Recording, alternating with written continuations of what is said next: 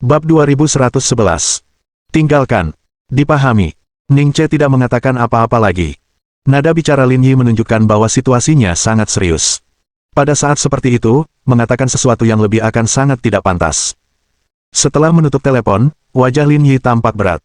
Alasan dia bertindak seperti ini bukan tanpa alasan. Sebab saat ia memasuki ruang perjamuan, ia melihat sekilas Evans berdiri di satu sisi panggung. Pada saat itu, guncangan di hatinya seperti bom atom yang meledak. Evans adalah anggota Freemason, dan statusnya tidak kalah dari Walker.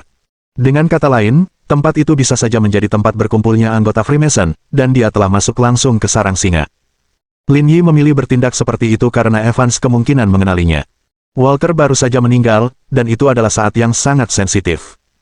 Dengan kemampuan Freemason, tidak butuh waktu lama bagi mereka untuk menghubungkan titik-titiknya.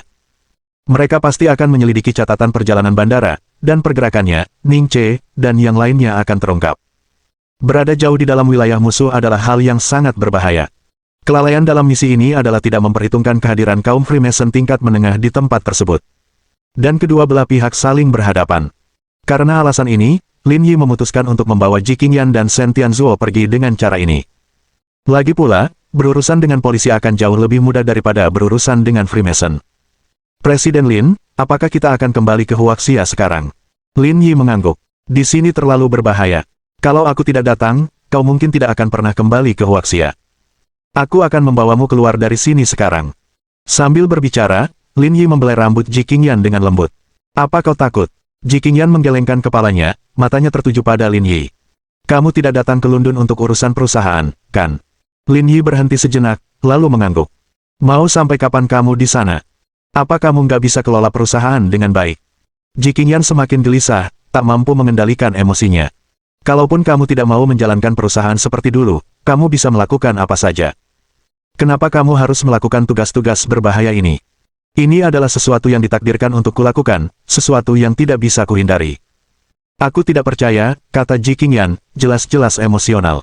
Kita sudah berpisah. Apa yang mungkin ditakdirkan? Kalimat-kalimatnya yang pendek tegas dan penuh tekad. Hal itu membuat Lin Yi kehilangan kata-kata. Apapun keadaannya, aku tidak akan pernah menyerah padamu, jadi kita tidak akan berpisah, kata Lin Yi. Tapi aku memang punya banyak hal yang harus diurus. Aku tidak punya pilihan. Aku tidak ingin berbicara denganmu. Ji Qingyan memalingkan wajahnya karena marah, air mata mengalir tak terkendali di wajahnya. Lin Yi ingin berkata lebih banyak, tetapi Shen Tianzuo menghentikannya. Saat ini, solusi terbaik adalah tidak mengatakan apa-apa. Keduanya butuh waktu untuk menenangkan diri. Shen Tianzuo tiba-tiba teringat sebuah puisi, seolah-olah setiap orang mengalami dilema seperti ini. Khawatir cinta yang berlebihan akan merusak sumpahku, aku takut terpisah dari debu dunia saat memasuki pegunungan. Bagaimana seseorang bisa menemukan cara untuk menyenangkan langit dan bumi, tanpa mengkhianati Sang Buddha, atau mengkhianatimu? Jika satu pihak tidak berkompromi, tidak akan ada jalan untuk berdamai. Percakapan dan argumen, dalam kasus seperti itu, adalah sia-sia. Sekitar setengah jam kemudian, dua kelompok bertemu di sebuah tempat bernama apartemen King Street. London adalah kota yang terkenal di dunia dengan lampu yang tidak pernah tidur.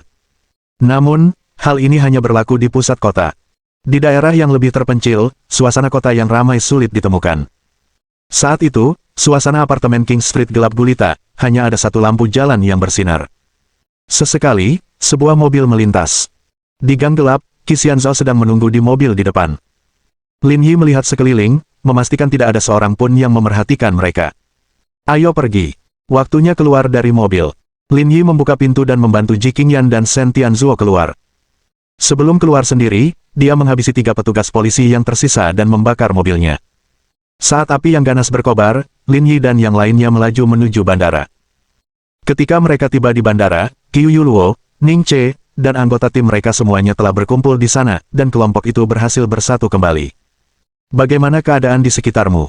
Apakah ada yang memperhatikan? Tanya Lin Yi hati-hati. Aman, jawab Qiu Yuluo. Petugas kedutaan sudah dekat, dan pesawatnya sudah siap. Kita bisa naik kapan saja. Ayo pergi sekarang, kata Lin Yi. Kita mungkin sudah berada di bawah pengawasan mereka. Penarikan penuh adalah pilihan terbaik. Qiu Yuluo dan Ning Che mengangguk setuju dengan penilaian Lin Yi. Setelah semua yang terjadi, mereka hanya bisa menyalahkan nasib buruk mereka. Soal misinya, kita harus menunggu lain waktu. Kalau tidak, kalau seluruh kota bersiaga, kejadian di Panem bisa saja terulang lagi. Setelah keputusan ini dibuat, semua orang menaiki pesawat satu demi satu dan menunggu lepas landas. Tindakan pengamanan semakin diperkuat. Dalam situasi seperti itu, bahkan para pejabat pun tidak akan berani mengambil tindakan terhadap mereka dengan mudah. Misi ini gagal. Akan jauh lebih sulit untuk kembali lagi nanti, gumam Ning Che sambil merokok dengan ekspresi frustrasi. Tidak ada yang bisa kita lakukan. Siapa sangka akan bertemu Freemason di sini, kata Qiu Yuluo. Tapi kita tetap harus menyelesaikan ini. Kalau tidak, reputasi Brigade Garda Pusat akan dipertaruhkan. Kita beritahu Kepala Liu dulu tentang situasinya. Lalu, aku akan tanya Lin Yi apa pendapatnya. Pikirannya bekerja sangat keras. Dia mungkin akan memikirkan hal lain. Tunggu, kemana dia pergi? Mungkin dia sedang bersama pacarnya. Coba periksa. Ning Che mengangguk dan tidak mengatakan apapun lagi. Mengingat apa yang baru saja terjadi, wajar saja jika Lin Yi bersama pacarnya. Meskipun Ning Che adalah pengagum setia Lin Yi, dia tidak memiliki keraguan untuk mendekati Ji Qingyan. Presiden Ji, apakah Lin Yi tidak bersamamu? Ji Qingyan dan Shen Tianzuo saling bertukar pandang. Ji Qingyan menjawab, dia tidak bersamamu. Dia hanya bilang mau membicarakan sesuatu denganmu. Tiba-tiba, Ning Che menyadari ada yang tidak beres. Raut wajahnya berubah drastis, dan ia segera mengeluarkan ponselnya untuk menelepon Lin Yi. Tetapi panggilannya tidak tersambung sama sekali. Ning Che mengutuk dan bergegas ke pintu kabin, berteriak pada kru. Buka pintunya sekarang. Ketua kelompok Ning, kita akan segera berangkat. Kita tidak bisa membuka pintunya. Karena ini adalah pesawat kedutaan, stafnya memiliki afiliasi khusus. Menghadapi permintaan Ning Che, mereka tetap tenang dan tegas. Saya pemimpin tim 3 Brigade Garda Pusat. Saya perintahkan Anda untuk membuka pintu. Saya tidak bisa, kata pengurus itu. Ketua tim Lin memerintahkan saya untuk mengirim kalian semua pergi. Saya bertanggung jawab atas keselamatan kalian. Pada titik ini, sisa tim Brigade Garda Pusat telah berkumpul. Mereka sekarang mengerti apa yang terjadi. Lin Yi telah pergi sendiri. Mengingat kepribadiannya, dia pasti akan melakukan sesuatu seperti ini. Lin Yi pergi. Bab 2112. Cinta sampai ke tulang. Berdiri di belakang yang lain, wajah Ji Qingyan memucat. Sebelumnya, ia tidak pernah menduga hal seperti ini akan terjadi. Dia sudah pergi, kata Ning Che lembut. Itulah gaya Lin Yi. Ji Qingyan terhuyung, dan jika bukan karena Qixian Zhao dan Shen Tianzuo yang mendukungnya dari belakang, dia pasti sudah jatuh ke tanah. Presiden Ji, jangan khawatir, kami tidak akan membiarkan apapun terjadi pada Lin Yi, Ning Che meyakinkannya. Begitu kita sampai di daerah aman, kita akan segera kembali. Masalah ini akan kita tuntaskan sampai tuntas. Wajah Ji Qingyan tetap pucat pasi, sama sekali tidak memiliki warna. Saya tidak ingin mendengar penjelasan lain. Saya tidak tahu persis apa yang kalian lakukan, tapi saya hanya ingin Lin Yi mundur. Saya harap kalian semua setuju.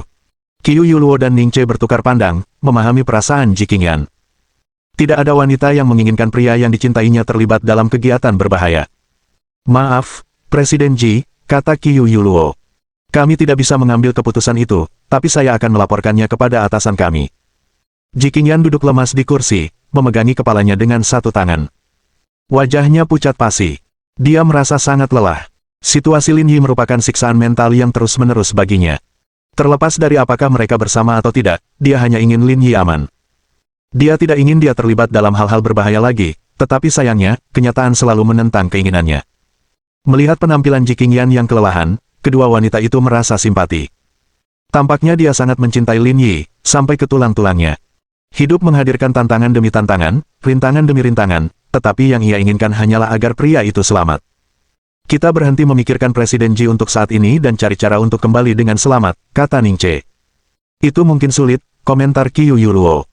Saat ini, kita tidak punya tempat lain untuk berlabuh, dan dengan Presiden Ji dan yang lainnya di kapal, kita harus kembali ke Huaxia untuk memastikan keselamatan mereka. Baru setelah itu kita bisa kembali ke London dengan tenang. Tapi seluruh proses itu akan memakan waktu setidaknya 24 jam. Saat kita kembali, banyak hal kemungkinan besar sudah diputuskan. Ning Che juga mempertimbangkan apa yang disebutkan Qiu Yuluo, tetapi dia masih tidak bisa menghilangkan kegelisahannya. Rencana itu tidak akan berhasil.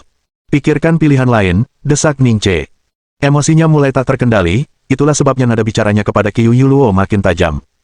Kamu harus tenang. Saat ini, itu satu-satunya pilihan yang kita punya. Kata Qiu Yuluo tegas. Kalian harus mengerti, lawan kita adalah Freemason. Kemampuan individu dan kemampuan pengumpulan intelijen mereka jauh melampaui apa yang bisa kita bayangkan. Petunjuk sekecil apapun bisa mengungkap pergerakan kita. Kalau tidak, Lin Yi tidak akan melakukan hal sejauh itu. Ning Che tetap diam. Ia tahu musuh yang mereka hadapi jauh lebih kuat dari yang ia duga sebelumnya. Tetapi justru karena itulah dia sangat khawatir terhadap Lin Yi. Sedangkan kita harus melanjutkan langkah demi langkah. Tapi kita bisa memberitahu Kepala Liu dan memintanya mengirim Tao Cheng untuk memimpin tim dan mendukung Lin Yi. Ning Che mengangguk. Itu satu-satunya pilihan untuk saat ini. Aku akan segera mengaturnya, tapi kamu harus tetap tenang. Bertindak gegabah hanya akan membuat semuanya berantakan. Aku tahu. Aku sudah melakukan ini cukup lama. Sementara keduanya dengan cemas mendiskusikan rencana mereka, Lin Yi, yang mengenakan seragam staf bandara, dengan hati-hati mencari titik-titik buta dalam pengawasan bandara, menyatu dengan malam. Sementara itu, di sebuah suite di lantai 7 sebuah hotel. Evans duduk di sofa, sementara Helis bersandar di perapian. Keduanya memasang ekspresi muram. Mereka telah menarik rekaman pengawasan bandara dan melihat beberapa anggota kunci Brigade Garda Pusat. Bagi mereka, ini bukan kabar baik. Saya menduga kematian Walker tidak sesederhana yang kita duga sebelumnya. Identitasnya mungkin telah terungkap, kata Evans dengan nada muram. Dilihat dari situasi saat ini, sepertinya itu mungkin, jawab Helis, wajahnya juga muram. Jika penyamaran Walker tidak terbongkar, Brigade Garda Pusat tidak akan muncul di London secara massal. Kehadiran mereka di sini hanya bisa berarti satu hal. Penyamaran Walker terbongkar. Mereka datang ke sini untuk balas dendam. Lagi pula, Freemason telah menyusup ke Brigade Garda Pusat terlebih dahulu. Dengan temperamen Brigade itu, mereka tidak akan membiarkannya begitu saja. Konfrontasi kolektif sudah bisa diduga. Ada hal lain yang perlu kukatakan padamu, tambah Helis. Kebakaran di dekat apartemen King Street telah diselidiki. Ternyata itu mobil polisi, dan ada 4 mayat di dalamnya. Saat ditemukan, mereka sudah terbakar habis. Saya tidak perlu menjelaskan lebih lanjut. Anda bisa menebak apa yang terjadi. Dia pasti telah membunuh keempat polisi itu, kata Evans. Ya, saya sudah menduganya. Itu memang kelalaian kami, kata Evans dengan wajah tegas. Saya pikir ketika dia mendekati Li Yongchul, tujuannya adalah untuk menciptakan peluang ini bagi dirinya sendiri. Dan dia berhasil. Yang lebih buruk adalah kami berdua ada di sana, tapi kami benar-benar dipermainkan olehnya. Ekspresi Helis sedikit berubah. Memang itu kelalaian kami, tapi perlu diingat bahwa kami berurusan dengan seorang perwira Brigade Garda Pusat. Kemampuannya luar biasa. Wajar saja kami tidak menduga rencananya, katanya. Tapi sekarang bukan waktunya untuk memikirkan itu. Kita perlu fokus pada apa yang terjadi di London. Dengan adanya Brigade Garda Pusat di sini, jika kita tidak bertindak cepat, situasinya bisa menjadi tidak terkendali. Aku sudah memikirkannya. Evans mulai berbicara, tetapi terputus oleh dering teleponnya di atas meja. Melihat nama di layar, Evans menjawab panggilan itu. Apa yang terjadi? Apa kamu yakin? Baiklah, aku mengerti. Setelah percakapan singkat, Evans menutup telepon, dan Helis menatapnya dengan rasa ingin tahu. Apa yang telah terjadi? Anak buah saya melaporkan bahwa mereka melihat Brigade Garda Pusat di pengawasan bandara. Mereka bilang seluruh tim naik pesawat dan meninggalkan London. Apa? Mereka semua meninggalkan London, tanya Helis tak percaya. Ya, setidaknya anggota penting melakukannya. Termasuk beberapa eksekutif senior dari Ling Yun Group. Mereka semua mengundurkan diri. Mereka pergi hanya dalam beberapa jam. Kelihatannya mencurigakan. Di permukaan, ya, memang tampak aneh. Tapi kalau dilihat dari sudut pandang lain, itu masuk akal, kata Evans dengan ekspresi serius. Apa maksudmu? Mereka mungkin menyadari kekuatan Freemason dan tahu mereka bukan tandingan. Jadi mereka tidak berani tinggal di sini dan bergegas kembali ke Huaxia. Bab 2113. Tidak ada berita. Mereka mengetahui bahwa Lin Yi dan timnya telah pergi. Ekspresi Evans dan Helis sedikit rileks, tidak lagi tegang seperti sebelumnya. Lagi pula, bahaya yang mengancam telah berlalu. Meskipun anggota Brigade Garda Pusat sudah pergi, aku ragu mereka akan menyerah begitu saja. Mereka mungkin akan memikirkan strategi lain nanti. Itulah yang perlu kita waspadai, ujar Helis. Saya sadar, jawab Evans. Kita perlu melaporkan kejadian ini dan menugaskan lebih banyak personel untuk mengawasi pergerakan Brigade Garda Pusat. Untuk saat ini, kurasa bab ini sudah ditutup, meskipun kasihan sekali Li Yongchul. Biar Samsung yang urus masalah itu. Sejauh manapun mereka bisa, itu urusan mereka, kata Evans sambil berdiri dari sofa. Kita istirahat dulu. Kita bisa bahas sisanya besok. Tok, tok, tok. Tepat saat keduanya bersiap pergi, ketukan panik terdengar dari pintu. Keduanya menoleh serempak ke arah pintu masuk, dan Helis pun pergi untuk membukanya. Di luar berdiri seorang pria berjas hitam, terengah-engah dan panik. Tuan Evans, gedung Freemason terbakar. Apa katamu? Itu terbakar. Wajah mereka berdua langsung berubah pucat pasi. Bangunan Freemason di London memiliki makna simbolis yang sangat besar bagi mereka. Fakta bahwa tempat itu kini terbakar adalah sesuatu yang tidak dapat mereka pahami. Cepat, bawa aku ke sana. Keduanya bergegas turun dan melaju ke gedung Freemason. Ketika mereka tiba, mereka mendapati api belum padam. Kobaran api yang berkobar menerangi malam yang gelap gulita, menyerupai api unggun yang besar dan menyilaukan. Bangunan Freemason itu sepenuhnya dilalap api, dengan ledakan yang bergema dari dalam. Bangunan itu hampir runtuh setiap saat. 4 mobil pemadam kebakaran berada di lokasi kejadian, tetapi mereka tampak kewalahan oleh besarnya api. Meskipun London dikenal sebagai surga bagi orang kaya, bukan berarti mereka memimpin dunia dalam segala bidang.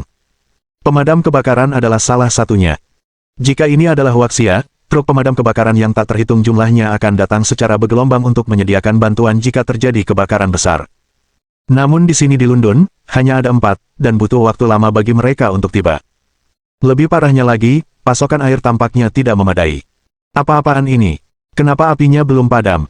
Evans membentak petugas pemadam kebakaran. Ini pembakaran. Ada yang menuangkan bensin ke dalam, dan ada bahan mudah terbakar dan meledak di mana-mana. Orang-orang kita tidak bisa masuk. Bensin telah dibawa oleh Lin Yi, sementara bahan yang mudah terbakar dan meledak telah disiapkan oleh Qiu Yuluo dan Luo Qi.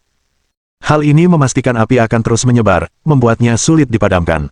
Selain itu, begitu Lin Yi tiba, dia telah memasang bahan peledak di gedung tersebut. Ia meletakkan bom-bom kecil di dinding-dinding penahan beban dan struktur baja. Setelah ledakan-ledakan itu, integritas struktural bangunan akan runtuh seketika. Hal ini akan mempercepat laju keruntuhan bangunan secara signifikan. Dengan itu, misinya selesai. Saat Evans dan Helis menatap kobaran api itu, mata mereka terbelalak kaget, mulut mereka menganga. Ekspresi mereka langsung berubah menjadi amarah. Ada kesalahan dalam intelijen kami. Ini pasti dilakukan oleh Brigade Garda Pusat, kata Helis dengan nada berbisa. Ayo kembali. Aku akan menyuruh orang menyelidiki ini sampai tuntas. Evans menanggapi, wajahnya masih tanpa ekspresi, meskipun kemarahan membara dalam dirinya. Meskipun tidak ada korban jiwa dari pihak Freemason, bangunan itu lebih dari sekadar batu bata dan semen. Bangunan itu melambangkan kekuatan dan prestise Freemason. Sekarang, tempat itu telah dibakar di depan umum, suatu tindakan provokasi yang nyata terhadap kaum Freemason. Dalam penerbangan menuju Huaxia, meskipun saat itu tengah malam, Qiu Yuluo dan Ning Che belum benar-benar beristirahat. Mereka duduk diam sambil memejamkan mata, berusaha mengisi ulang tenaga. Berdengung, berdengung, berdengung. Ponsel Qiu Yuluo tiba-tiba bergetar. Ternyata itu pesan WeChat dari Liu Hong. Apa yang sedang terjadi? Ning Che yang sekarang sudah bangun, bertanya dengan rasa ingin tahu. Itu dari kepala Liu. Qiu Yuluo membuka telepon genggamnya dan hanya menemukan beberapa gambar dan tidak ada teks yang menyertainya. Gambar-gambar menunjukkan gedung Freemason dilalap api. Sial, dia benar-benar membakar gedung Freemason sendirian.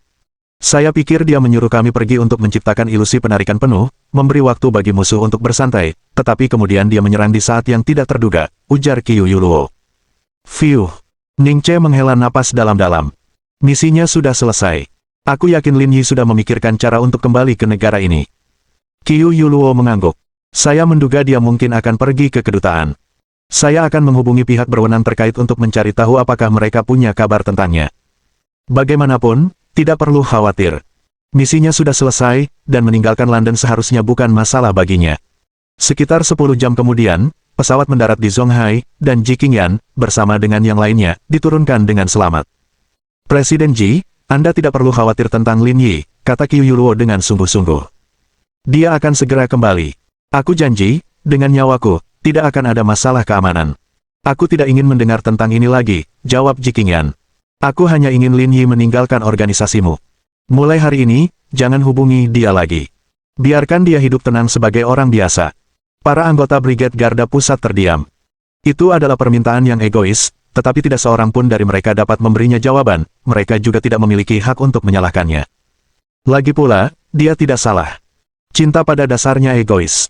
Mungkin kesalahan sesungguhnya terletak pada Lin Yi sendiri. Dia sungguh luar biasa.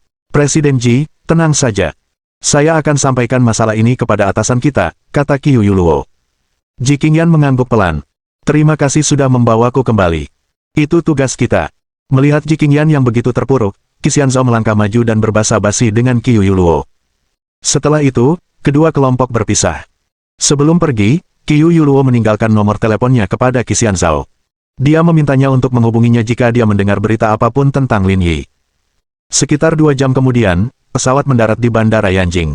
Tidak seperti biasanya, Liu Hong sendiri yang datang menyambut mereka. Kesembilan orang itu terbagi menjadi 3 mobil. Liu Hong, Qiu Yuluo, dan Ning Che naik di mobil depan. Apakah kamu punya berita tentang Lin Yi? Tanya Liu Hong. Apa dia tidak menghubungimu? Jawab Ning Che. Tidak, saya belum mendengar kabar apapun. Ponselnya tidak bisa dihubungi, kata Liu Hong bingung. Sudah menghubungi kedutaan. Misinya sudah selesai, jadi seharusnya dia sudah menemukan cara untuk menghubungi kita sekarang, kata Qiu Yuluo, terdengar khawatir. Sialan, tidak ada kabar sama sekali. Apa menurutmu ada sesuatu yang terjadi padanya? Tanya Ning Che gugup. Bab 2114. Pulau terakhir. Seharusnya tidak begitu, jawab Qiu Yuluo. Jika sesuatu benar-benar terjadi pada Lin Yi, Freemason tidak akan melewatkan kesempatan untuk bertindak. Mereka pasti sudah menyiarkan beritanya secara terbuka sekarang. Sudah lebih dari 10 jam, dan belum ada kabar. Itu mustahil jika mereka menangkapnya. Kedua belah pihak memahami betul bahwa ini adalah bentrokan yang belum pernah terjadi sebelumnya. Karena konflik belum meningkat menjadi krisis penuh, siapapun yang menderita kerugian harus menanggungnya dengan tenang. Jika Freemason benar-benar menangkap Lin Yi, mereka tidak akan peduli dengan statusnya sebagai pemimpin tim di Brigade Garda Pusat. Terus terang saja, mereka mungkin akan memotong-motongnya tanpa ragu-ragu. Seperti yang dikatakan Qiu Yuluo, jika Lin Yi ditangkap, berita itu akan menyebar ke seluruh dunia dalam hitungan jam. Itulah masalahnya. Misinya sudah selesai, tapi belum ada kabar. Apa sih yang dia rencanakan? Tanya Ning Che. Jika kita bisa mengetahui apa yang dia lakukan, dia bukan Lin Yi, sindir Qiu Yuluo. Orang itu tidak mungkin dihadapi, gumam Liu Hong sambil menghisap rokoknya. Aku sudah menyerah mencoba, tambah Qiu Yuluo. Kita tunggu saja kabarnya. Lin Yi bukan tipe orang yang gegabah. Kalau situasinya makin tak terkendali, dia pasti akan menghubungi kita. Tak ada gunanya terlalu dipikirkan. Baik Liu Hong maupun Ning Che tidak mengatakan apa-apa lagi. Pada titik ini, mereka benar-benar tidak punya pilihan. Namun satu hal yang pasti, jika Lin Yi tidak menonjolkan diri, kemungkinan besar ia sedang merencanakan sesuatu yang lain. Dan ketika hal itu muncul ke permukaan, niscaya akan mengejutkan semua orang. Dering, dering, dering. Saat itu, ponsel Qiu Yuluo berdering. Ia melirik layar dan melihat nomor yang tidak dikenal. Tanpa ragu, ia menjawab. Halo, ini Qixian Zhao dari Lingyun Group. Mengenali suara itu, Qiu Yuluo secara naluriah mengalihkan telepon ke speaker. Presiden Qi, apakah Anda punya berita tentang Lin Yi? Ya, Qixian Zhao membenarkan. Presiden Lin baru saja menelepon saya. Beliau meminta kami untuk mengajukan gugatan terhadap Samsung Group karena perilaku tidak pantas Li Yongchul di jamuan makan terhadap Presiden Ji. Lin Yi menghubungimu. Qiu Yuluo berseru kaget. Ya, dia menjelaskan masalah ini, lalu menutup telepon.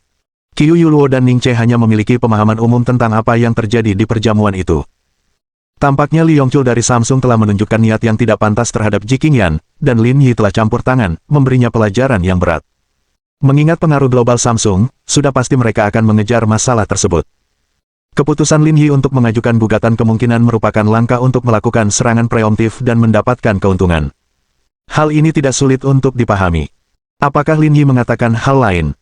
Ekspresi Qiu Yuluo mereda, mengetahui bahwa jika Lin Yi bisa menelepon, situasinya sudah stabil. Tidak perlu khawatir. Tidak ada lagi yang dikatakan, kata Qixian Zhao.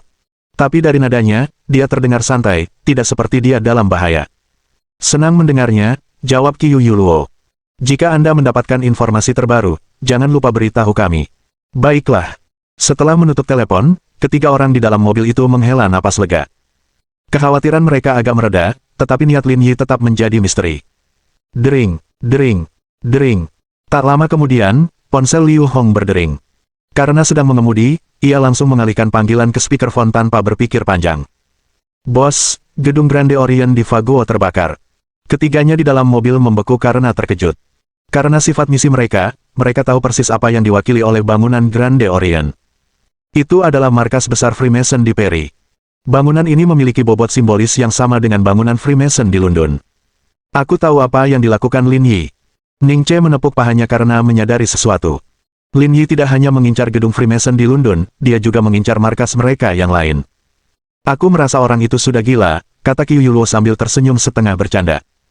Kepala Liu, apakah Anda menyesal menugaskannya tugas ini? Ning Che bertanya sambil menyeringai licik. Menyesal? Sama sekali tidak. Liu Hong tetap memegang setir dengan satu tangan, ekspresi puas terpancar di wajahnya. Inilah hasil yang saya inginkan. Kita sudah bekerja diam-diam terlalu lama, dan ini memberi kesan palsu kepada dunia bahwa kita mudah ditindas. Ini kesempatan sempurna untuk mengingatkan semua orang bahwa beberapa tempat memang terlarang, siapapun Anda. Tapi kita melawan kaum Freemason. Kalau bukan Freemason, nggak ada gunanya. Haha. Liu Hong tertawa terbahak-bahak.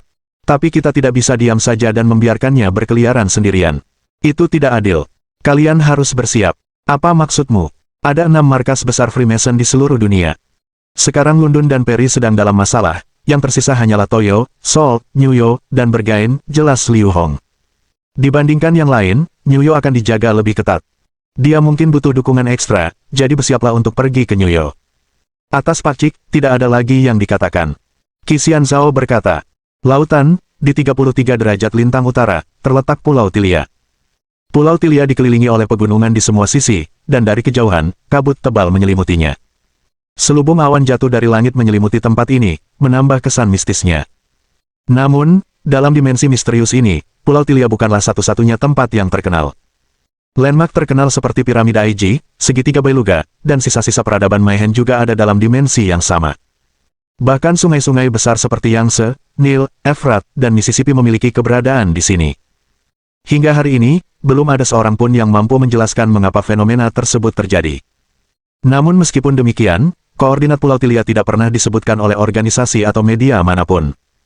Bagi masyarakat umum, dunia yang luas ini tampaknya tidak menyadari keberadaan pulau ini, seolah-olah pulau ini tidak ada. Namun bagi para peneliti di pulau tersebut, atau mereka yang telah tinggal di sana selama bertahun-tahun, mereka menyebut tempat ini sebagai pulau terakhir. Sering dikatakan bahwa di balik sains terdapat teologi. Sebagaimana fisikawan ternama seperti Newton dan Einstein meyakini adanya kekuatan yang lebih tinggi di dunia ini. Entah itu ideologi yang tidak diketahui atau interaksi misterius mekanika kuantum, ada sesuatu yang menjelaskan misteri dunia yang belum terpecahkan, seperti eksperimen celah ganda, yang masih menentang penjelasan. Keingintahuan para ilmuwan tentang Pulau Tilia serupa dengan ketertarikan mereka terhadap pengamat dalam eksperimen-eksperimen ini. Namun, hingga hari ini, mereka masih belum menemukan jawabannya. Jadi, mereka sudah terbiasa untuk memberikan aura mistik pada pulau ini. Beberapa orang percaya bahwa itu mungkin melambangkan tujuan akhir umat manusia, atau bahkan seluruh dunia. Karena Pulau Tilia kemungkinan besar menyimpan kunci rahasia dunia terbesar. Bab 2115. Takdirnya telah tiba. Di sekitar Pulau Tilia, ada lebih dari selusin kapal perang yang berpatroli di perairan, memastikan tidak ada organisasi swasta yang dapat menginjakkan kaki di pulau itu. Meskipun sifatnya misterius, Pulau Tilia telah sedikit terjinakkan karena masuknya personel yang terus-menerus menjalankan misi. Hal ini menyebabkan terbentuknya zona aman, yang kemudian berkembang menjadi komunitas-komunitas yang menyerupai suku. Setiap negara memiliki wilayah eksklusifnya sendiri, dan tanpa izin, tidak seorang pun diizinkan memasuki wilayah negara lain. Selain itu, ada zona komunal yang besar, yang dibandingkan dengan bagian pulau lainnya, lebih ramai dan hidup. Akan tetapi, area tersebut sebagian besar terdiri dari bangunan bertingkat rendah, hanya beberapa yang melebihi 2 lantai. Suasana umumnya menyerupai suasana negara yang dilanda perang di Timur Tengah. Di salah satu bangunan rendah di dalam zona perdagangan umum, seorang pria parubaya bertubuh tegap dengan janggut kusut duduk di meja. Di hadapannya tersaji beberapa hidangan biasa-biasa saja, dan sebotol vodka tersaji di tangannya. Ia sesekali meneguk, memancarkan aura santai namun berani. Pria ini tak lain adalah Lin Jingzan. Di seberang Lin Jingzan duduk Song Jinmin, yang juga minum dan makan, tetapi tangannya sibuk memainkan ponselnya. Meiguan itu sudah menyeberangi sungai Lembah Doli. Kudengar 3 di antaranya mati, komentar Song Jinmin. Hanya 3, Lin Jingzan menjawab dengan agak terkejut. Buaya di sungai itu tidak dikenal sebagai orang yang penyanyang. Akhir-akhir ini, keadaan di Meiguo sedang tidak baik. Kekuatan mereka secara keseluruhan tampaknya membaik, mungkin karena serum kelas C itu. Maksudmu barang-barang yang dikembangkan oleh Freemason? Song Jinmin mengangguk. Selain serum itu, tidak ada lagi yang bisa memberi mereka peningkatan seperti itu. Lin Jingzan terdiam sesaat sebelum berbicara lagi. Kalau begitu, biarkan mereka mengintai dulu. Sekalipun mereka berhasil melewati sungai Lembah Doli, sepertiga terakhir hutan itu tidak mudah. Sampai mereka keluar dari hutan, tidak perlu terlalu memperhatikan mereka. Membiarkan mereka merintis jalan terlebih dahulu adalah ide yang bagus. Saat kedua pria itu berbicara, seorang wanita berpakaian kamuflase taktis memasuki ruangan. Meski rambutnya acak-acakan dan tanpa riasan, dia memancarkan kecantikan yang liar dan ganas. Nama wanita ini adalah Mira, dengan nama sandi, Ace of Hearts. Sesuatu yang menarik terjadi di Ousu. Gedung-gedung Freemason di London dan Perry dibakar. Bangunannya dibakar. Song Jinmin bertanya sambil mengangkat alis. Dua kebakaran di saat yang sama, kedengarannya bukan kebetulan. Tentu saja tidak, jawab Mira. Meskipun bangunan-bangunan Freemason tidak memiliki banyak nilai praktis, bangunan-bangunan itu merupakan simbol Freemason. Fakta bahwa dua di antaranya dibakar bersamaan sungguh menarik, dari sudut pandang manapun. Memang, kata Lin Jingzhan sambil mengorek-ngorek giginya dengan acuh tak acuh. Tidak banyak orang di dunia ini yang cukup berani untuk melawan Freemason. Fermi, si tua bangka itu, pasti salah satunya. Ada ide siapa pelakunya? Tanya Song Jinmin santai. Belum ada petunjuk, Mira mengangkat bahu, lalu mengalihkan pandangannya ke Lin Jingzhan. Tapi ada satu kebetulan yang aneh. Apa itu? Lin Jingzhan bertanya tanpa banyak minat. Hanya beberapa jam sebelum gedung Freemason di London terbakar, putra Anda terlihat di Hotel Mandarin Oriental di Hyde Park. Apa yang dia lakukan di sana? Ekspresi Lin Jingzhan dan Song Jinmin menjadi serius setelah mendengar ini. Lingyun Group, perusahaan teknologi Huaxia, mengembangkan mesin litografi tahun lalu. Dengan dukungan pemerintah, mereka telah membangun seluruh rantai pasokan semikonduktor. Namun, dengan perang dagang yang sedang berlangsung antara Meiguo dan Huaxia, beberapa raksasa semikonduktor dunia mencoba membangun kembali perjanjian yang akan mengecualikan Lingyun Group. Itulah sebabnya dia ada di sana, jelas Mira. Oh, dan ada satu hal lagi, lanjutnya. Calon pewaris Samsung, Lee Yongchul, juga hadir di jamuan makan itu.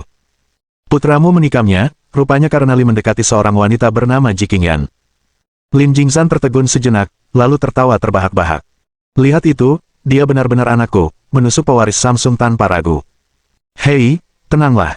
Bukan itu inti masalahnya, sela Song Jinmin. Saya merasa kemunculan putra Anda di London bukanlah suatu kebetulan. Dia mungkin dalam kebakaran itu. Tentu saja, siapa lagi? Lin Jingzhan menjawab dengan percaya diri. Tidak banyak organisasi di dunia yang cukup berani untuk melawan Freemason. Brigade Garda Pusat adalah salah satunya. Dan mengingat putra Anda muncul di London tepat di saat kritis ini, kemungkinan besar dialah pelakunya. Pertanyaannya, mengapa dia melakukannya? Mira menyesuaikan postur tubuhnya dan berkata, sekalipun dia tahu Wen Devi dan Lee Yongchul punya hubungan dengan Freemason, ini pada akhirnya masalah bisnis. Respons ekstrim seperti itu tidak perlu.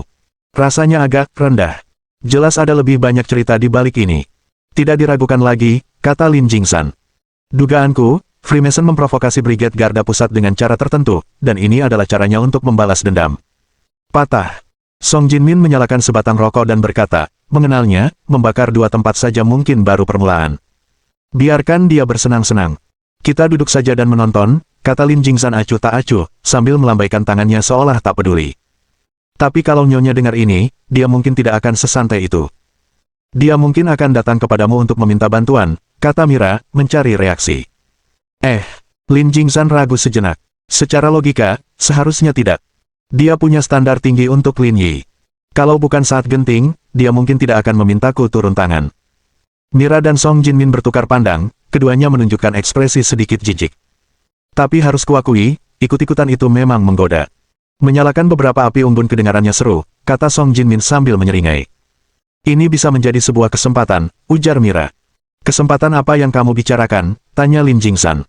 Kesempatan untuk melemahkan Freemason, jelas Mira. Situasi global semakin kacau.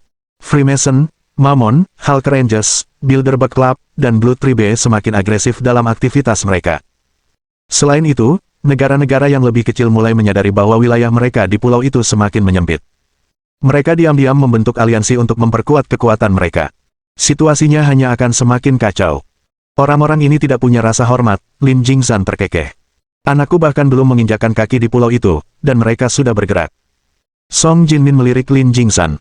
Apa kau benar-benar ingin dia datang ke tempat seperti ini? Bukankah kalian orang Huaxian selalu bicara tentang keluarga dan rumah yang hangat? Tapi kau harus mengerti, kata Lin Jingzhan sambil menatap ke arah Cakrawala Timur, ada pepatah lain di Tiongkok takdir. Takdirnya mungkin sudah di sini. Dan tak seorang pun bisa menghentikannya. Bab 2116. Pertemuan Freemason. Di Klub Luz, Skavlan. Luz Club adalah bangunan 5 lantai, fasadnya menampilkan deretan kolom batu dari lantai 3 hingga 5, dengan ukiran di bawahnya dan puncak menara di atasnya, contoh khas arsitektur Inggris. Ini adalah markas besar Freemason. Sebagian besar masalah penting mengenai organisasi ditangani di sini. Saat itu, sebuah Mercedes hitam berhenti di pintu masuk. Evans dan Helis bergegas keluar dari mobil dan memasuki gedung. Lantai pertama dan kedua klub terhubung, membentuk area terbuka yang luas. Tangga kayu di kedua sisi mengarah ke lantai 2. Meskipun luas, pencahayaan di dalamnya redup, menciptakan suasana yang agak mencekam. Di tengah aula berdiri sebuah patung berlambang Freemason. Itu menambah kesan tidak menyenangkan. Tanpa membuang waktu, keduanya mempercepat langkah dan menuju ke atas, memanjat hingga ke lantai 5. Tata letak lantai 5 menyerupai hotel. Bangunan itu memiliki koridor tengah berkarpet dan sekitar selusin kamar di kedua sisinya. Seluruh bangunannya terbuat dari kayu, mencerminkan karakter bangunan dan pesona kota lama. Setelah mencapai ujung koridor kiri, pasangan itu berhenti di ruangan terjauh. Mereka merapikan pakaian mereka, berusaha tampil lebih rapi dan tidak terlalu acak-acakan. Tok, tok, tok. Evans mengetuk pintu secara berirama. Suara serak dan tua segera menjawab dari dalam. Evans mendorong pintu hingga terbuka, lalu dia dan Helis melangkah masuk. Ruangan itu lebih kecil dari yang diperkirakan, sekitar 100 meter persegi. Perabotannya bergaya klasik Inggris, mengingatkan pada rumah-rumah pria tua yang sering terlihat dalam drama TV. Ada 3 orang di dalam ruangan itu. 2 di antaranya adalah pria berusia 30-an, keduanya berkulit putih. Salah satunya berambut panjang dan dikepang rapi. Yang satunya berambut pendek dan bertato kata, Tuhan, di lehernya. Mereka berdua berdiri dengan hormat di depan meja. Di belakang meja duduk seorang pria tua, berambut putih dan tampak lemah, seperti kerangka yang terbungkus kulit dan tampak siap jatuh. Namanya Connolly, seorang wakil pengawas Freemason. Meskipun para pemimpin cabang Freemason di luar negeri memegang jabatan yang sama sebagai wakil pengawas, posisi mereka sebagian besar bersifat kehormatan. Kewenangan tersebut jauh dari tingkat yang dipegang Connolly. Di dalam Freemason, hanya 2 orang yang memiliki kekuasaan lebih besar dari Connolly. Grandmaster dan Master. Connolly secara pribadi mengelola sebagian besar urusan organisasi. Selain Connolly, pria berambut panjang itu adalah Nathan, yang berpangkat sama dengan Evans. Mereka berdua bertugas sebagai pengawas Freemason. Pria berambut pendek, bernama Yale, dulunya adalah seorang sipir yang luar biasa. Tuan Connolly. Saat melihat Connolly, Evans dan Helis membungkuk dalam-dalam, mengungkapkan rasa hormat mereka. Connolly mengangguk, memutar pena di tangannya sambil berkata dengan suara serak. Apa cerita di balik kedua kebakaran ini? Itu Brigade Garda Pusat, jawab Evans. Mereka meninggalkan London. Kapan mereka kembali? Tanya Connolly. Kami belum menemukan bagian itu, kata Evans. Tapi saya menduga hal itu dilakukan oleh pemimpin tim 1 mereka, seorang pria Huaxian bernama Lin Yi. Lin Yi, gumam Connolly, nadanya penuh pertimbangan. Nama itu terdengar familiar. Dialah yang lolos saat insiden Panem. Ah, dia. Secerca rasa kenal terpancar di wajah Connolly. Insiden Panem cukup menggemparkan. Kemampuannya bertahan hidup di lingkungan seperti itu sungguh mengesankan. Tak seorang pun berbicara. Sebagian karena Connolly merupakan tokoh ketiga paling berkuasa dalam Freemason. Dalam organisasi hierarkis seperti itu, mereka tidak memiliki keberanian untuk menyela. Lagi pula, apa yang dikatakan Connolly tidak salah. Tuan Connolly, berdasarkan penilaian saya, Lin Yi kemungkinan tidak akan berhenti pada 2 insiden ini saja, kata Evans. Saya berencana untuk mengerahkan lebih banyak orang untuk menangkapnya. Apakah kamu percaya diri? Tanya Connolly dengan suara rendah. Evans ragu-ragu, merasakan beban pertanyaan Connolly, yang menyeratkan keraguan pada kemampuannya. Dengan tergesa-gesa, Evans membungkuk lagi. Ini adalah kegagalan saya. Saya bertanggung jawab penuh dan bersumpah akan menangkapnya. Dari kesepakatan serum kelas C, hingga kematian Walker, dan sekarang kebakaran di gedung kita, aku sudah memberimu banyak kesempatan. Connolly berkata dengan tenang, sambil terus memutar-mutar pena di tangannya, ekspresinya sangat mirip dengan Dr. Hater yang jahat dari The Human Centipede. Tuan Connolly, kumohon, berilah aku 1 kesempatan lagi. Evans memohon sambil membungkuk dalam-dalam. Cukup. Connolly melambaikan tangannya, wajahnya muram. Kamu sudah bergabung dengan Freemason selama lebih dari 1 dekade. Kami tidak bisa terus-menerus memberimu kesempatan. Saat dia selesai berbicara, tatapan Connolly beralih ke Yale. Ini akan menjadi tugas terakhirmu sebagai kepala penjaga. Jika kau menanganinya dengan baik, kau akan menggantikan Walker sebagai kepala penjaga berikutnya. Terima kasih, Tuan Connolly, kata Yale sambil membungkuk sambil tersenyum nakal.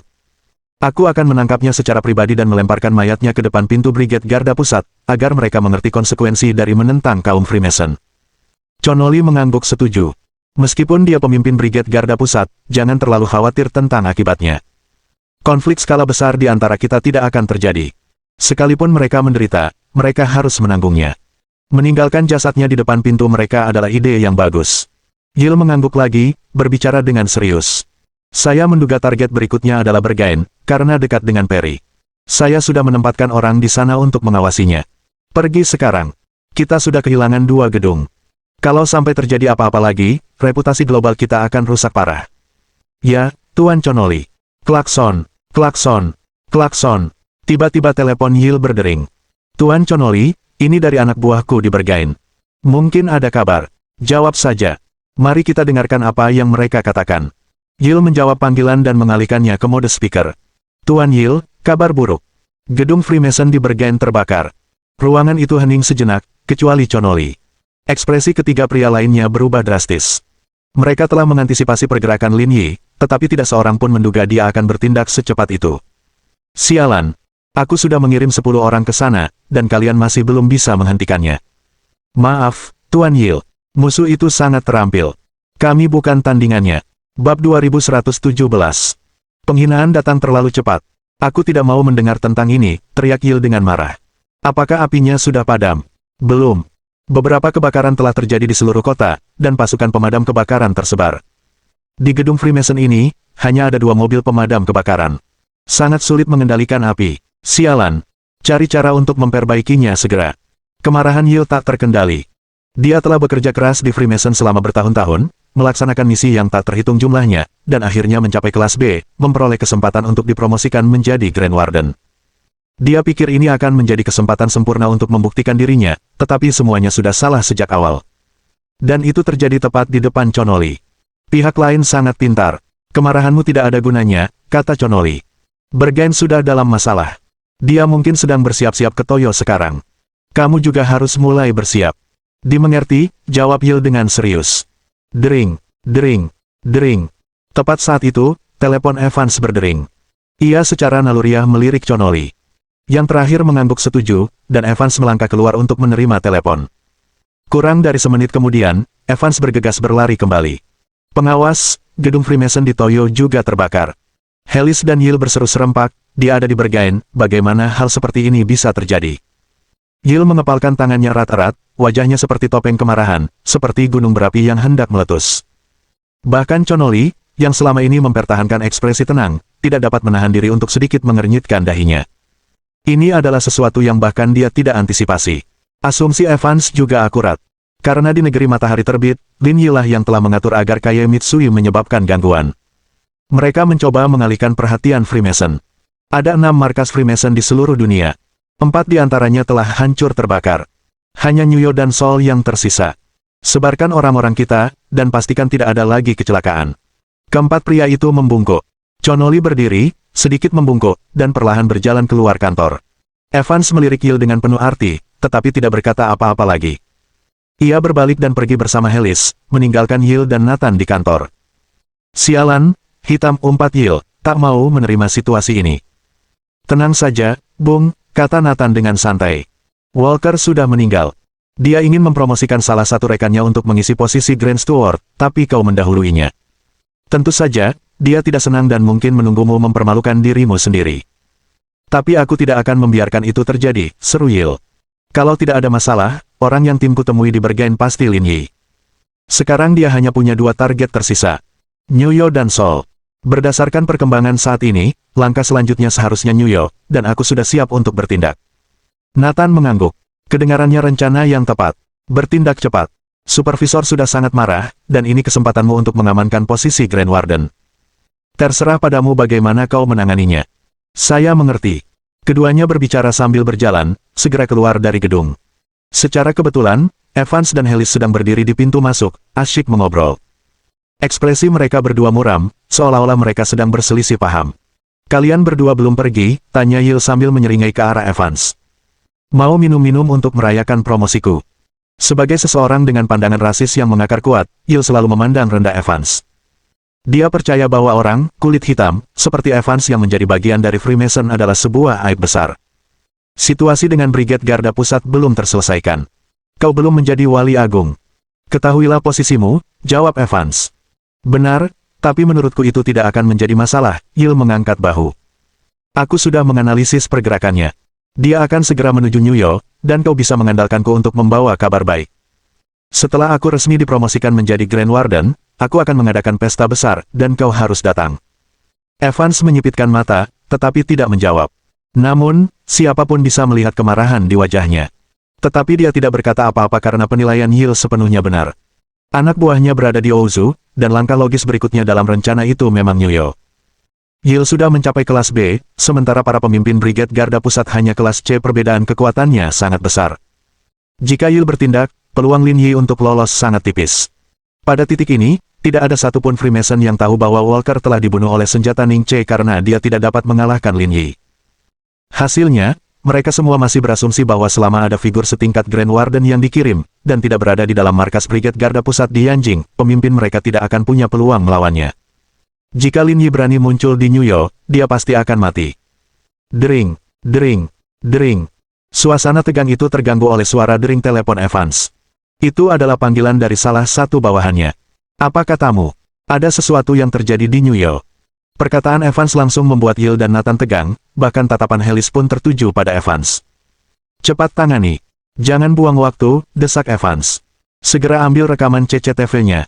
Aku perlu tahu gerakannya. Beberapa menit kemudian, Evans menutup telepon dan menoleh ke Yil. Sepertinya rencanamu gagal. Gedung Freemason di New York juga dibakar. Bagaimana mungkin? Kring, kring, kring. Yil bahkan tidak punya waktu untuk memproses keterkejutannya sebelum teleponnya mulai berdering juga. Ketika dia menjawab, ekspresinya berubah berulang kali. Kedua panggilan itu menyampaikan berita yang sama, gedung Freemason di New York terbakar. Setelah menutup telepon, Yil tidak lagi tampak sombong seperti sebelumnya. Dia bahkan tampak agak malu. Orang yang Anda hadapi jauh lebih sulit daripada yang Anda bayangkan, kata Evans. Anak muda, misi ini mungkin membutuhkan usaha lebih dari yang kamu perkirakan. Setelah itu, mereka berdua masuk ke dalam mobil, meninggalkan Yil yang mengumpat karena frustrasi. Dalam hal ketenangan, dia belum cocok untuk peran Grand Warden. Baiklah, sekarang bukan saatnya untuk marah, kata Nathan. Dia sudah sukses di New York, jadi target selanjutnya pasti Seoul. Kalian harus bergerak cepat. Pergilah ke Seoul secepat mungkin dan tunggu dia di sana. Jika keenam markas hancur, Freemason akan dipermalukan di seluruh dunia. Yil menyipitkan matanya, ekspresinya menjadi lebih buas. Jangan khawatir. Kali ini, aku tidak akan membiarkannya lolos. Aku akan mematahkan kakinya dan membuatnya membayar karena telah menentang Freemason. Bab 2118. Percakapan rahasia antar ahli. Malam di Bergen terasa damai dan berat. Kota ini tidak menampilkan kekacauan mencolok seperti di kota Peri dan Toyo, tetapi memberikan kesan terbenam dalam suasana sejarah yang hikmat. Di sebuah bar pekerja, Lin Yi duduk di sudut, menyeruput segelas bir hitam asli sambil menggulir berita di ponselnya. Siapa yang membakar gedung Freemason di New York? Lin Yi menyesap birnya dan bergumam pada dirinya sendiri, mungkinkah Ning Che dan yang lainnya melakukannya? Setelah memikirkannya, Lin Yi merasa itu adalah kemungkinan yang nyata. Selain mereka, tampaknya tidak mungkin ada orang lain yang akan melakukan hal seperti itu. Memikirkan hal ini, Lin Yi tersenyum. Kita semakin selaras.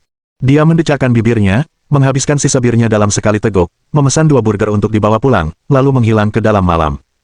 Sekitar belasan jam kemudian, setelah singgah, Lin Yi tiba di Seoul, sekitar tengah hari waktu setempat. Setelah turun dari pesawat, Lin Yi mengeluarkan ponselnya dan menelepon Qixian Zhao. Tuan Lin, ada pergerakan dari Samsung. Li Yongchul telah dirawat di Rumah Sakit Universitas Nasional Seoul. Departemen Hukum mereka telah memulai proses hukum dan juga telah melaporkan masalah ini kepada Kementerian Luar Negeri. Dan bagaimana tanggapan para pemimpin kita? Mereka mengabaikannya sama sekali, melabelinya sebagai fitnah, dan membiarkannya tergantung. Qixian Zhao terkekeh dan menambahkan, gugatan lintas batas seperti ini hampir mustahil ditangani. Lagi pula, mengingat statusmu, para petinggi pasti tidak akan membiarkan mereka bertindak sesuka hati. Sisanya hanya masalah mengulur-ulur waktu saja dengan mereka. Setelah jeda singkat, Qixian Zhao melanjutkan. Samsung kemungkinan besar mencoba menyelesaikan masalah ini melalui jalur resmi, tetapi saya ragu mereka akan berhasil. Kemungkinan besar mereka akan menggunakan taktik komersial untuk menekan kami, dan itu sesuatu yang perlu kami waspadai. Selain itu, Samsung tidak mungkin bisa tetap bersih sampai titik ini. Saya khawatir mereka akan putus asa dan melakukan sesuatu yang ekstrim. Ini bukan masalah besar, aku akan menanganinya, jawab Lin Yi. Apakah kamu sudah menyiapkan semua yang aku minta sebelumnya? Ya, semuanya sudah diatur, Qixian Zhao menegaskan. Ada di sebuah tempat di Seoul bernama Furong Hall, ruang pribadi 203, waktu pertemuannya pukul 1.30 siang.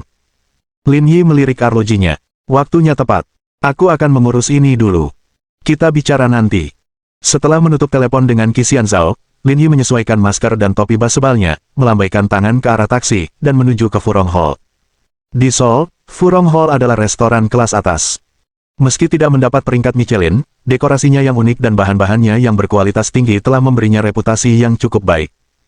Tepat pukul 13.30, Lin Yi tiba di Aula Furong. Setelah mengamati sekeliling, ia naik ke atas dan menemukan kamar pribadi 203. Tok tok tok. Lin Yi mengetuk pintu, dan suara lembut terdengar dari dalam. Lin Yi mendorong pintu hingga terbuka. Di dalamnya duduk seorang wanita berjas hitam, dipadukan dengan kemeja putih dan sepatu hak tinggi hitam. Rambutnya pendek, ujungnya agak keriting, dan ia tampak berusia sekitar 35 atau 36 tahun. Ia memancarkan aura profesionalisme yang tajam. Nona Ji. Saat pintu terbuka, wanita itu berdiri, tetapi saat dia melihat Lin Yi, ekspresinya membeku. Orang yang masuk bukanlah orang yang diharapkannya. Siapa kamu? Wanita itu menatap Lin Yi dengan waspada, lalu secara naluriah melangkah mundur, ekspresinya dingin dan waspada. Dia menyetujui pertemuan ini karena Ji Qingyan. Dia selalu mengagumi Ji Qingyan. Dia bahkan merasa iri karena dia bisa menjalankan perusahaannya sendiri, sesuatu yang dia sendiri tidak dapat lakukan. Tetapi sekarang, berdiri di hadapannya adalah seseorang yang sama sekali berbeda, menimbulkan keraguan dalam benaknya.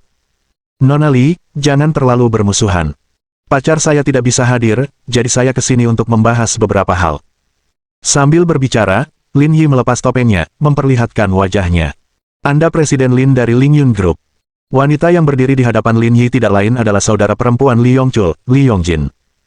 3 tahun lalu, sebelum Li Yongjin mengemban banyak tanggung jawab dalam grup, dia dan Lin Yi telah bekerja sama dalam sebuah kesepakatan bisnis. Sejak saat itu, mereka meninggalkan kesan baik satu sama lain.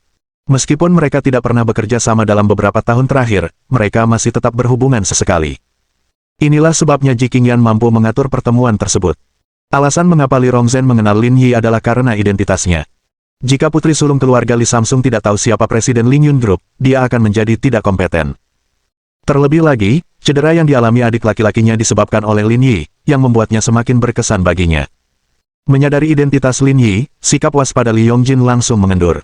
Presiden Lin, saya penasaran. Mengapa Anda mengatur pertemuan dengan saya atas nama Nona Ji? Aku bisa membantumu menjadi pewaris nomor 1 Samsung di masa depan. Setelah ayahmu lengser, kau akan mengendalikan keluarga Li. Lin Yi tersenyum. Apakah itu menarik minatmu, Nona Li? Apakah kamu bercanda? Li Yongjin menatap Lin Yi dengan sedikit ejekan di matanya, hampir merendahkan. Kamu tahu persis siapa aku, jadi kamu juga tahu apakah aku bercanda, jawab Lin Yi dengan tenang. Kau tahu betul kondisi internal keluarga Li. Li Yongchul mungkin tidak terlalu berbakat, tapi setidaknya dia bisa menjaga Samsung tetap utuh. Soal seberapa jauh jarak di antara kalian berdua, dan seberapa jauh kau bisa memimpin Samsung, aku yakin kau tahu itu lebih baik daripada siapapun. Tapi patriarki yang mengakar di South Rania membuatmu mustahil mengendalikan Samsung dalam kondisinya saat ini. Jadi, kau mungkin ingin mempertimbangkan tawaranku. Li Yongjin tidak langsung menjawab, malah menatap tajam ke arah Lin Yi. Dia mencoba membaca sesuatu dari tatapannya, tetapi Lin Yi tidak memberinya kesempatan. Dia melirik arlojinya dan berbicara dengan tenang. Kamu mungkin sibuk, jadi aku tidak akan membuang-buang waktumu. Dengan itu, Lin Yi menyerahkan kartu nama padanya dan berkata, waktumu 10 menit. Kalau kau mau, telepon aku. Kalau tidak, aku akan pergi, dan kita bisa berpisah. Saat dia hendak pergi, Lin Yi tersenyum pada Li Yongjin dan menambahkan. Pernahkah kau menonton drama sejarah Waxian? Ketika putra mahkota naik tahta, pangeran-pangeran lainnya jarang menemui akhir yang baik. Kau orang yang cerdas. Kau tahu maksudku. Jadi, aku pergi dulu. Luangkan waktumu untuk memikirkannya. Lin Yi berbalik untuk pergi tanpa ragu-ragu, tetapi tepat saat dia membuka pintu, Li Yongjin berbicara. Tidak perlu pergi. Aku sudah membuat keputusan. Bab 2119. Pikiran Li Yongjin. Lin Yi berhenti di tengah jalan dan melirik ke arah Li Yongjin. Untuk sesuatu seperti ini, tidak perlu berlarut-larut. Tiba-tiba, Lin Yi merasakan rasa hormat yang baru terhadap Li Yongjin.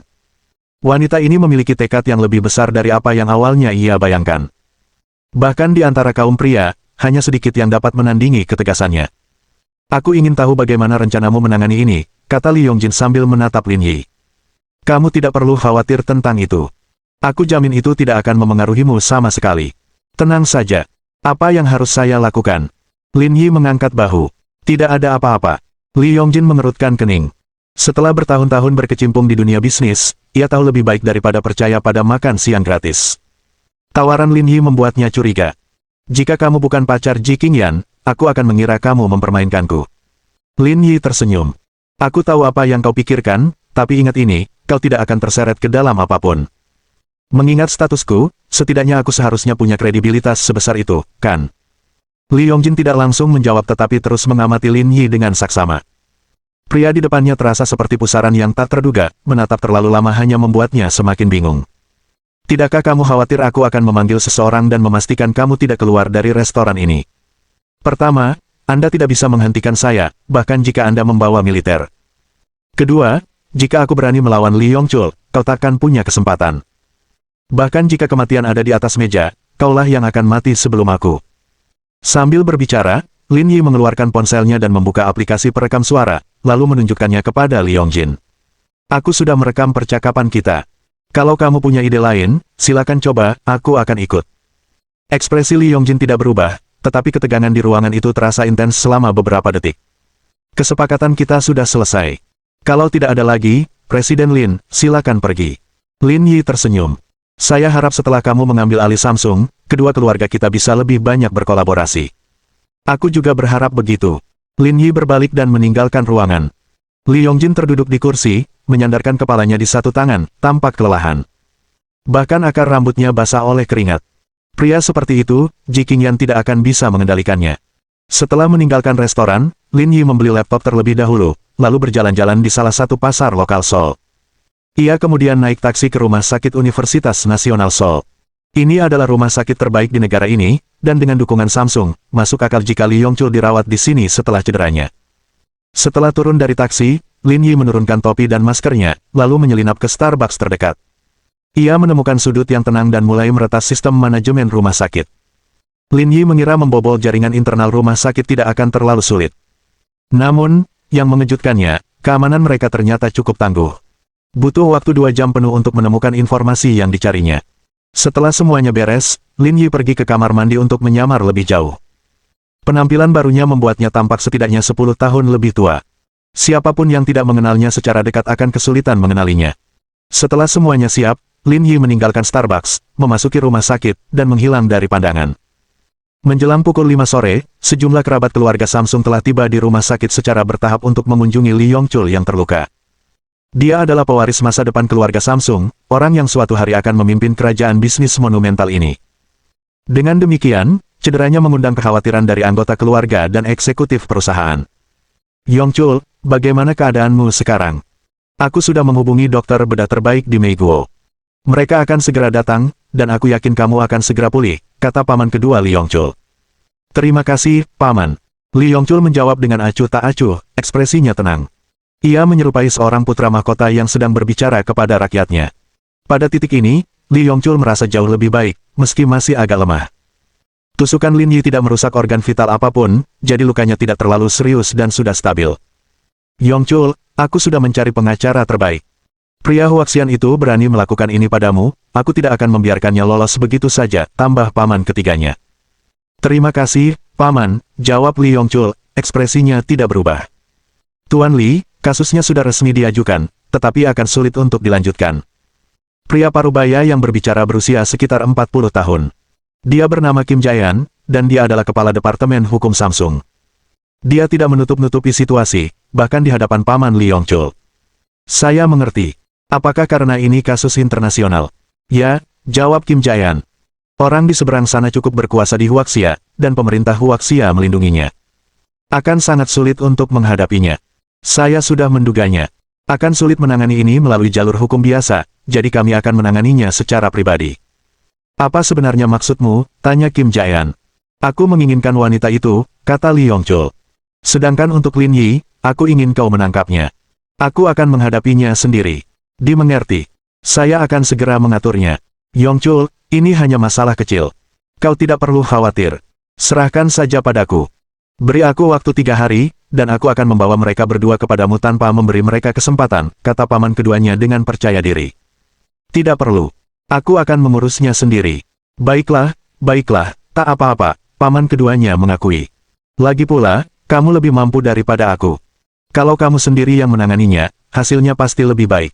Tepat sekali. Kita tidak bisa membiarkan ini begitu saja. Mereka harus membayar harganya. Sementara para kerabat melanjutkan percakapan mereka, Li Yongjin berdiri diam di dekat pintu, ekspresinya kosong. Sudah lebih dari 4 jam sejak pertemuannya dengan Lin Yi. Namun, sejauh ini tidak ada tanda-tanda yang tidak biasa. Ia penasaran, dan memang, agak cemas. Apa sebenarnya yang akan dilakukan Lin Yi untuk menyingkirkan Li Yongchul dari jabatannya sebagai pewaris? Bahkan seseorang yang tenang dan cerdas seperti Li Yongjin mendapati dirinya tenggelam dalam pikiran, merenungkan pertanyaan ini. Tok tok tok. Pada saat itu, terdengar ketukan di pintu, dan seorang perawat berpakaian seragam merah muda memasuki ruangan. Perawat itu cukup menarik, dengan sosok yang tampak agak terlalu berlekuk untuk seragam agak ketat yang dikenakannya, menambah kesan memikat. Ini adalah jenis perawatan yang diperuntukkan bagi pasien di bangsal VIP, terutama di negara yang dikuasai oleh konglomerat kuat. Tuan Muda Li, saatnya Anda disuntik, kata perawat itu dengan lembut. Bab 2120. Rencana Lin Yi. Ketika perawat tiba, kerabat yang mengelilingi Li Yongchul minggir. Li Yongchul mengulurkan tangannya, sepenuhnya kooperatif. Gerakan perawat itu lembut, hati-hati agar tidak membuat kesalahan. Prosesnya berlangsung sekitar setengah menit. Perawat memasang infus antiinflamasi kedudukan dan meninggalkan ruangan. Seketika, keluarga Li kembali mengerumuninya, menghujaninya dengan kata-kata penghiburan yang penuh kekhawatiran. Li Yongjin masih berdiri di ambang pintu, tenggelam dalam pikirannya, bertanya-tanya bagaimana Lin Yi akan menyelesaikan masalah tersebut. Dia telah mempertimbangkan berbagai cara untuk mengamankan posisi pewaris pertama, tetapi tidak ada yang menghasilkan solusi yang jelas. Itulah sebabnya dia ingin tahu metode apa yang akan digunakan Lin Yi untuk mencapai sesuatu yang bahkan dia tidak bisa. Teriakan meledak dari Li Yongchul, mengejutkan semua orang di ruangan itu, membuat mereka panik dan bingung. Bahkan Li Yongjin secara naluriah bergegas mendekat. Li Yongchul menjerit kesakitan, wajahnya pucat saat dia mencengkeram spray dengan erat, matanya terbuka lebar, menggeliat hebat di tempat tidur seperti orang gila. Ada apa? Apa dia mengalami reaksi alergi? Cepat, hentikan infusnya. Seseorang panggil dokter, teriak Li Yongjin. Meskipun Li Yongjin bukan orang pertama yang mewarisi kekayaan keluarga, dia memegang kekuasaan yang cukup besar dalam kelompok itu. Terlebih lagi, dia adalah kakak perempuan Li Yongchul, jadi pada saat ini, para kerabat yang oportunis itu tentu saja mendengarkannya. Namun, raut wajah Li Yongjin menunjukkan kegelisahannya. Keringat dingin mulai membasahi dahinya. Dia telah menyadari apa metode Lin Yi. Masalahnya pasti pada obat anti peradangan. Namun alih-alih menyuarakan kecurigaannya, dia mengambil keputusan cepat saat itu juga. Ketika pihak keluarga menyarankan untuk menghentikan infus, dia menyela dan mendesak agar mereka memanggil dokter terlebih dahulu. Penundaan ini akan memperpanjang waktu sebelum empat dihentikan beberapa detik yang berharga. Akibatnya, lebih banyak obat akan mengalir ke tubuh Li Yongchul, memperkuat efeknya. Sering dikatakan bahwa hati seorang wanita bisa sangat kejam, dan tindakan Li Yongjin dengan sempurna menggambarkan hal ini. Meskipun Li Yongchul adalah saudaranya sendiri, dia harus mati sekarang. Tepat pada saat itu, pintu terbuka dan para dokter dan perawat bergegas memasuki ruangan. Langkah pertama mereka adalah menghentikan infus. Namun, saat itu, mulut Li Yongchul sudah berbusa, tubuhnya kejang-kejang hebat. Kondisinya buruk. Sementara itu, Li Yongjin berdiri di samping, wajahnya pucat, tangannya gemetar, pakaiannya basah oleh keringat dingin. Ia tahu bahwa meskipun Li Yongchul tidak mati hari ini, tubuhnya akan mengalami kerusakan yang tak tergantikan.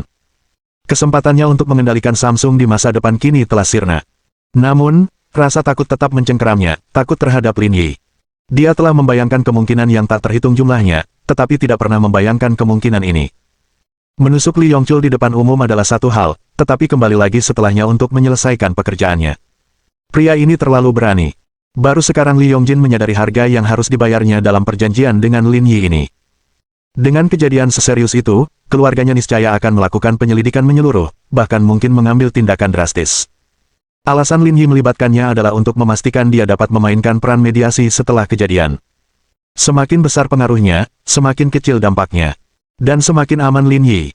Namun, dapatkah dia benar-benar memberikan pengaruh sebesar itu? Li Yongjin tidak yakin. Lagi pula, Li Yongchul adalah orang pertama yang akan mewarisi kekayaan keluarga, sebuah fakta yang diketahui semua orang. Sekarang setelah hal ini terjadi, ayah mereka pasti akan memperjuangkan masalah ini sampai tuntas, setidaknya untuk menjaga reputasi keluarga. Bahkan dia mungkin tidak dapat memainkan peran penting dalam mengurangi konsekuensinya. Masalah yang paling krusial adalah, meskipun kesehatan ayahnya tidak begitu baik, ia masih dapat bertahan selama beberapa tahun lagi. Pada titik ini, ia memegang kendali penuh atas Samsung. Seberapa jauh situasi ini akan meningkat berada di luar pemahaman Li Yongjin. Kring kring kring. Tiba-tiba, Telepon berdering, membuyarkan lamunannya. Ternyata dokter keluarga yang menelepon. Ruangan itu kacau, jadi Lee Yongjin melangkah keluar untuk menerima telepon. Dokter Park. Nona, ada sesuatu yang terjadi pada Tuan. Kami sedang dalam perjalanan ke rumah sakit sekarang. Anda seharusnya sudah di sana, kan? Hati Lee Yongjin tenggelam. Apa? Ada yang terjadi pada ayahku.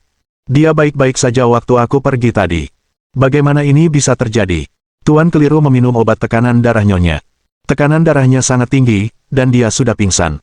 Tidak sadar. Lee Yongjin membeku, teleponnya terlepas dari tangannya dan jatuh ke lantai. Ia menolak untuk percaya bahwa itu hanya kebetulan. Rasanya seolah-olah ini adalah bagian dari jebakan yang dirancang dengan cermat untuk melawan keluarga Lee. Apakah ayahnya akan meninggal atau tidak masih harus dilihat, tetapi satu hal yang pasti, dia tidak akan pernah bisa mendapatkan kembali kendali penuh atas Samsung lagi. Dan dengan kematian saudara laki-lakinya yang semakin dekat, tidak dapat dielakkan lagi bahwa dinamika dalam keluarga Lee akan berubah. Jelas Lin Yi telah merencanakan segalanya dengan cermat. Namun, apakah ia dapat memanfaatkan kesempatan ini sepenuhnya bergantung padanya. Pada saat itu, hawa dingin menjalar ke tulang punggung Lee Yongjin, tangannya basah oleh keringat. Lelaki itu, dia benar-benar iblis berdarah dingin. Sebagai salah satu perusahaan terkemuka di Rania Selatan, masalah internal di Samsung jarang menjadi berita utama. Langit tengah malam menyelimuti Seoul dalam kegelapan, membuat seluruh kota menjadi tenang. Di Jalan Myeongdong di Seoul berdiri sebuah gedung 4 lantai, tampak kerdil dibandingkan gedung pencakar langit di sekitarnya. Kelihatannya tidak terlalu menonjol dibandingkan menara-menara di sebelahnya, tetapi itu merupakan bangunan penting yang istimewa. Gaya arsitektur Inggrisnya yang murni memberinya makna tersendiri. Baik wisatawan maupun penduduk lokal berbondong-bondong ke tempat ini setiap hari untuk mengambil foto, dan hasilnya, bisnis di daerah sekitarnya pun berkembang pesat. Bangunan ini sebenarnya adalah salah satu dari 6 kantor pusat Freemason Global. Pada malam hari, bangunan Freemason tampak tenang dan misterius, jauh dari hiruk-pikuk aktivitas siang hari. Klik. Suara lembut bergema saat jendela samping terbuka, dan sosok bayangan menyelinap masuk. Orang itu tidak lain adalah Lin Yi. Selain itu, dia juga membawa 2 tas. Yang satu adalah tas sekolah, dan yang satu lagi berat di tangannya. Setelah menyusup ke gedung Freemason tanpa diketahui, Lin Yi tidak membuang waktu dan memulai pekerjaannya. Begitu dia selesai di sini, misinya akan selesai. Meski tidak ada orang di sekitar, Lin Yi tetap berhati-hati. Freemason memiliki 6 kantor pusat di seluruh dunia, dan dengan 5 kantor pusat yang telah terbakar, mereka bukan orang bodoh. Mereka pasti mencurigai lokasi ini sebagai target berikutnya. Dia harus ekstra hati-hati. Tepat pada saat itu, sebuah suara berat memecah kesunyian. Akhirnya kamu tiba. Aku sudah menunggumu. Mohon dukungan dari omom ante-ante sekalian, buat subscribe atau sharekan novel Mimin ke Facebook kalian, agar channel Mimin bisa terus berkembang. Dengan begitu, Mimin bisa lebih semangat untuk up novel seru lain ke depannya. Buat teman-teman yang sudah subscribe dan sharekan novel Mimin, Mimin ucapkan terima kasih sebanyak-banyaknya. Sekiranya teman-teman menghadapi masalah video diputar dalam bahasa Inggris, coba tukar kepada bahasa Indonesia original melalui cara ini. Semasa mendengarkan, pencet tombol setting di atas kanan video, pilih audio track dan tukar bahasa.